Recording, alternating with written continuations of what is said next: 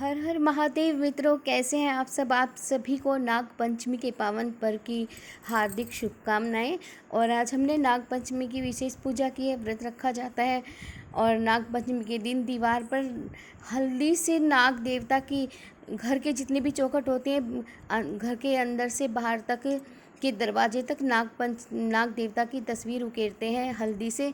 और फिर उस पर दूध, मीठे चावल और बर्फ़ी का भोग लगाते हैं। सुनिए, शिव मंदिर में नाग देवता का जोड़ा भी चढ़ा जाता है। नाग देवताओं की पूजा होती है। आइए सुनेगा नाग पंचमी की कथा।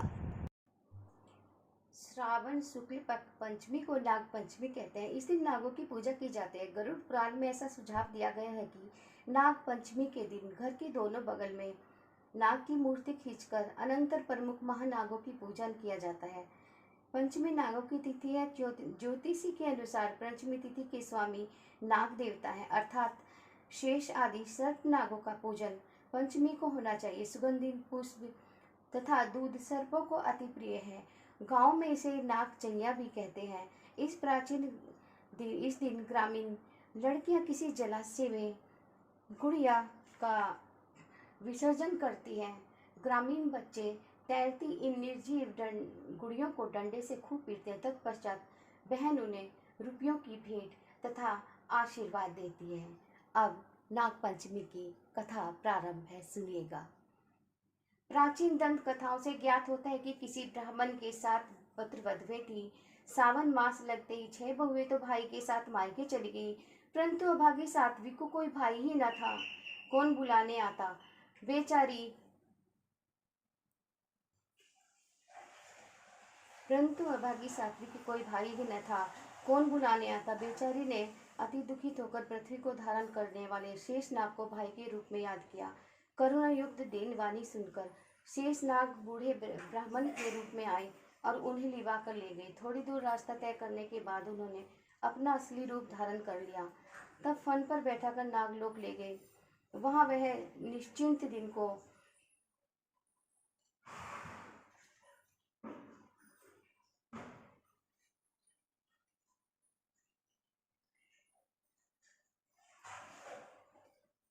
वह निश्चिंत होकर रहने लगी।